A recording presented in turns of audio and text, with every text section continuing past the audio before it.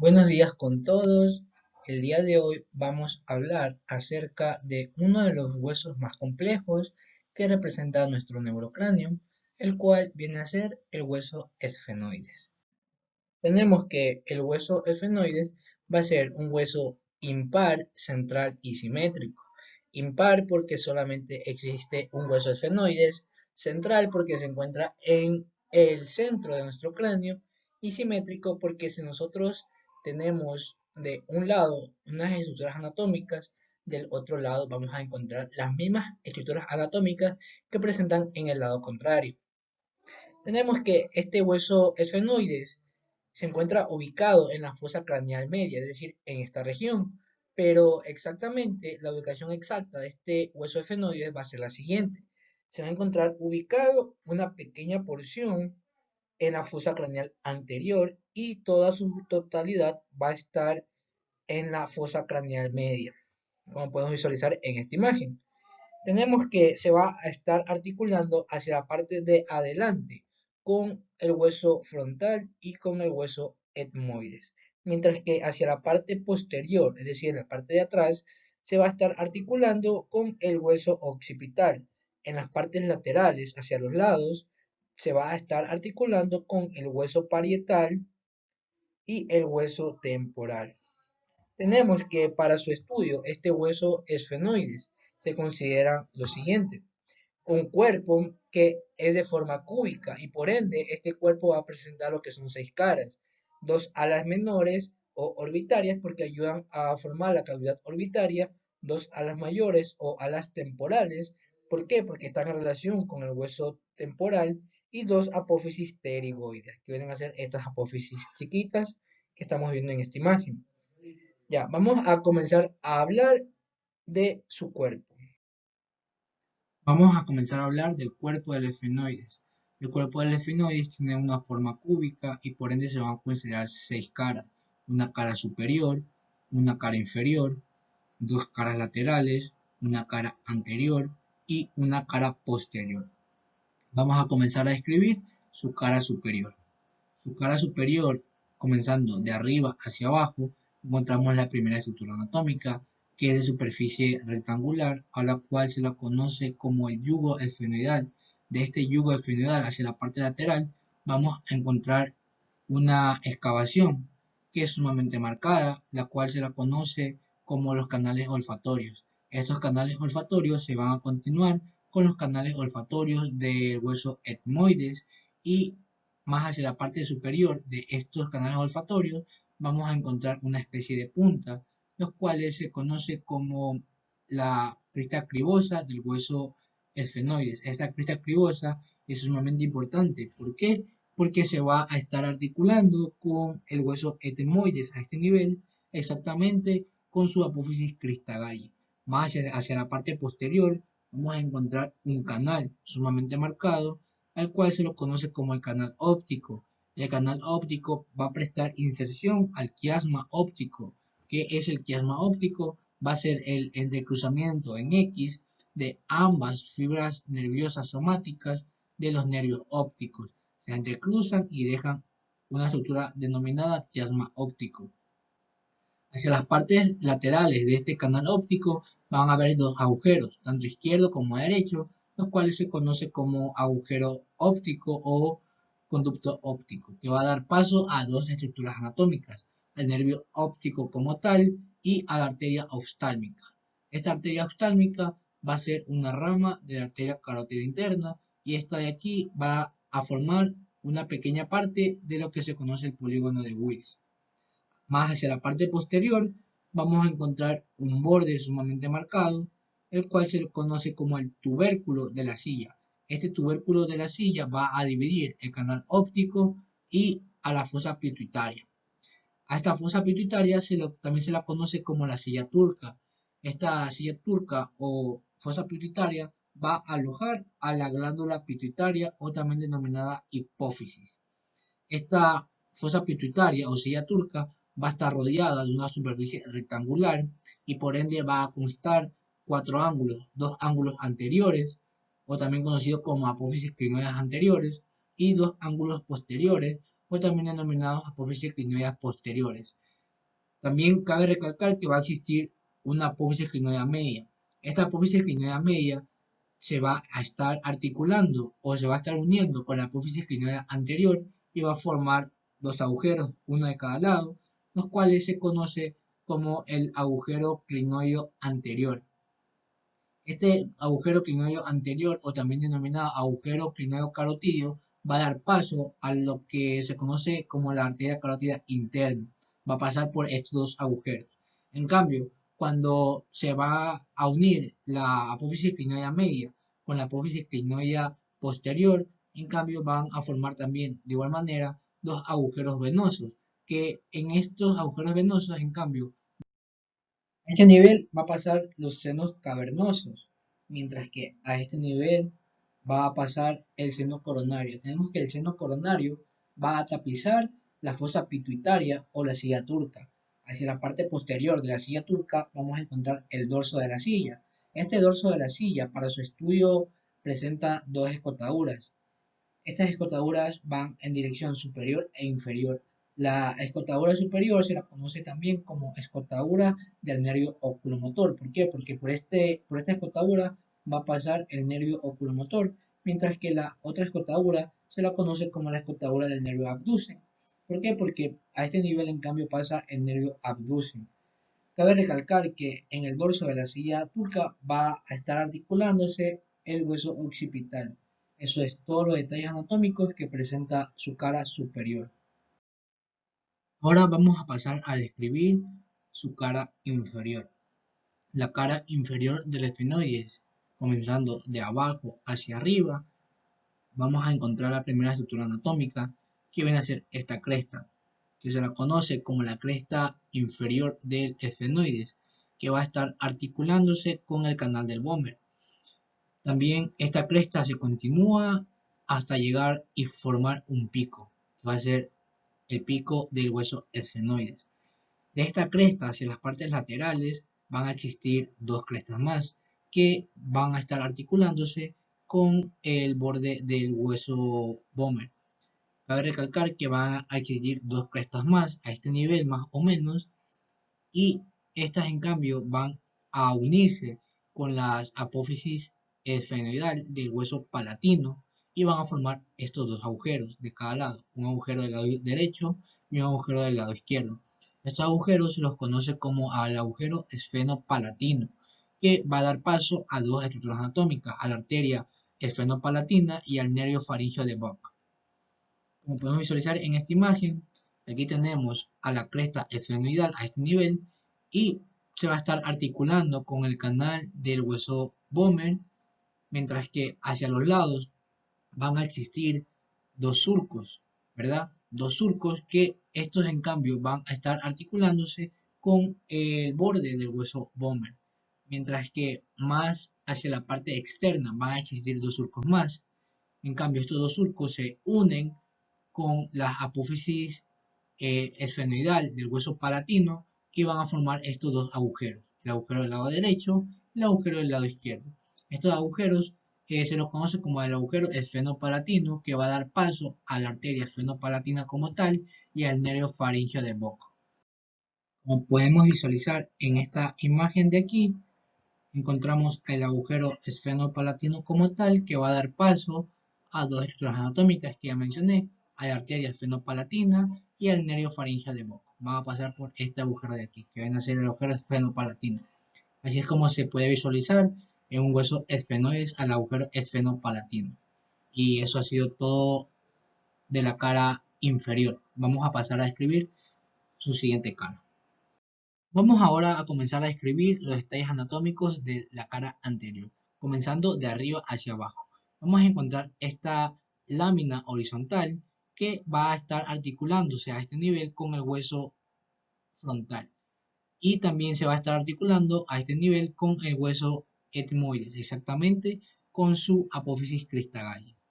De más hacia la parte posterior vamos a encontrar una cresta, la cual se la conoce como la cresta esfenoidal anterior. Esta cresta esfenoidal anterior va a descender hasta formar un pico, o también denominado rostrum.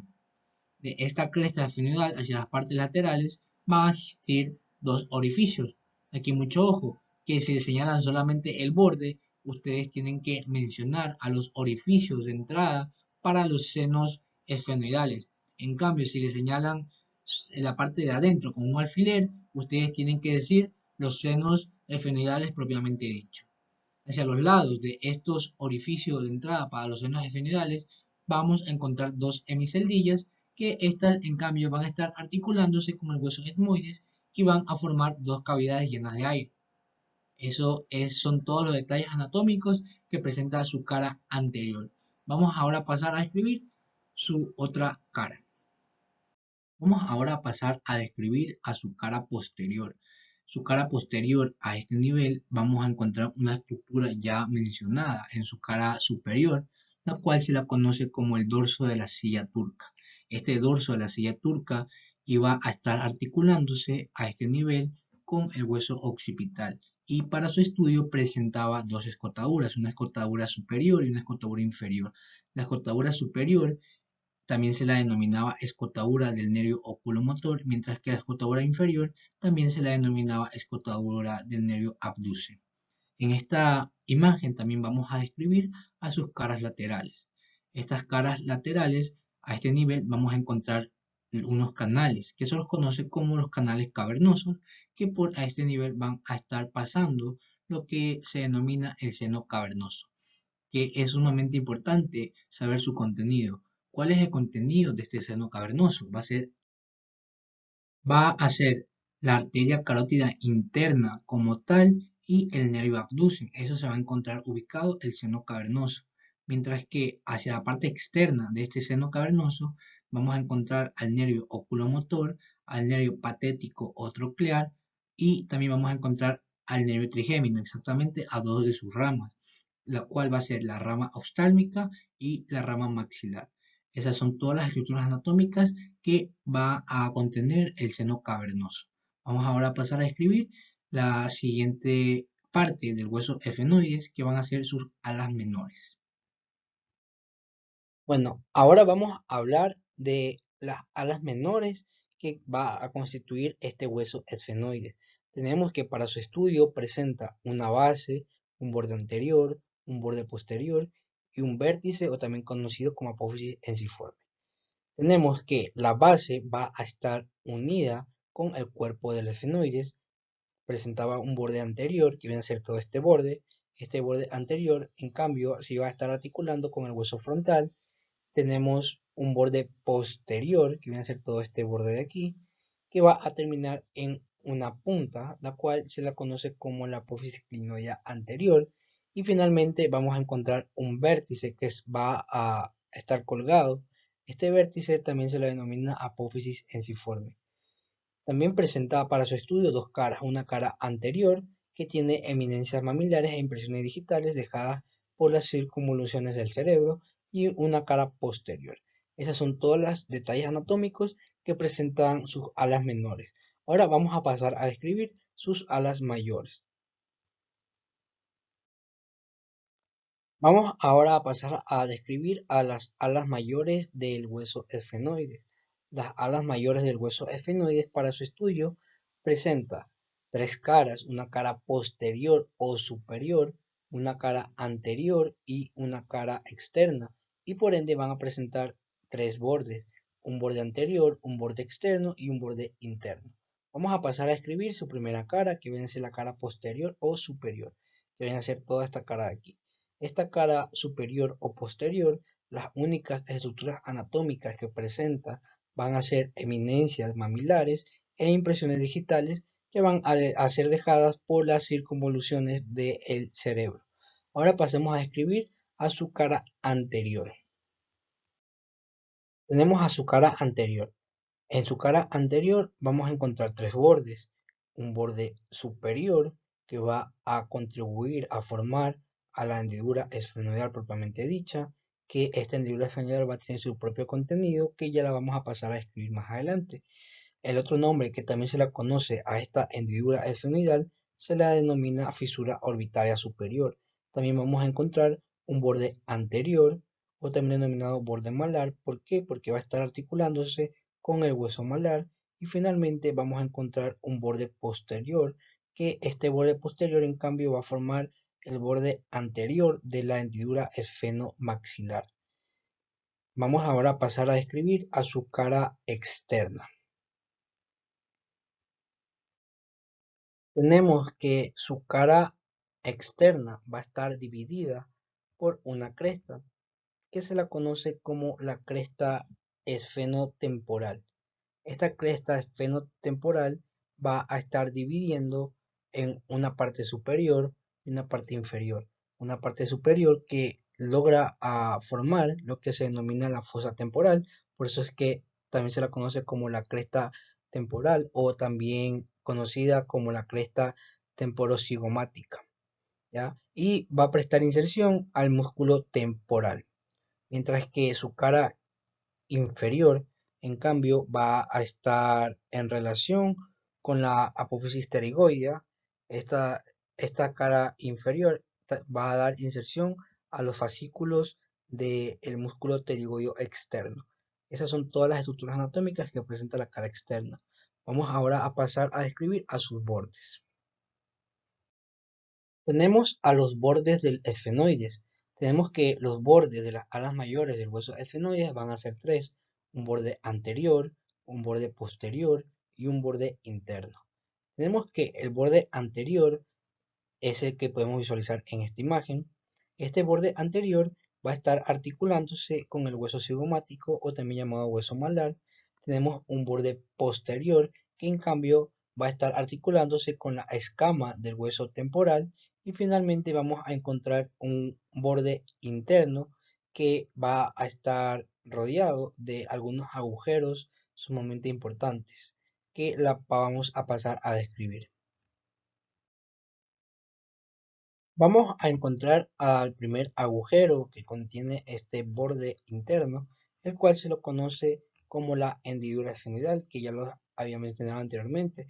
Esta hendidura esfenoidal va a contener, o sea, por esta hendidura esfenoidal, perdón, va a pasar el nervio oculomotor, el nervio patético o troclear, la rama oftálmica ya del nervio trigémino, tenemos a la vena oftálmica y finalmente a una arteriola de la rama de la meningia media. En cambio, vamos a encontrar más hacia la parte interna al agujero redondo mayor, que va a dar paso al nervio maxilar. Tenemos al agujero oval, que va a ser este agujero grande que podemos visualizar en esta imagen, que va a dar paso a dos estructuras anatómicas, las cuales van a ser el nervio mandibular y la arteria meningia menor. Y finalmente vamos a encontrar a un agujero que se lo conoce como el agujero redondo o también denominado agujero espinoso o agujero redondo menor. Este agujero redondo menor o agujero espinoso va a dar paso a la arteria meningia media. Esos son todas las estructuras anatómicas que pasan por estos agujeros que contiene el borde interno de las alas mayores.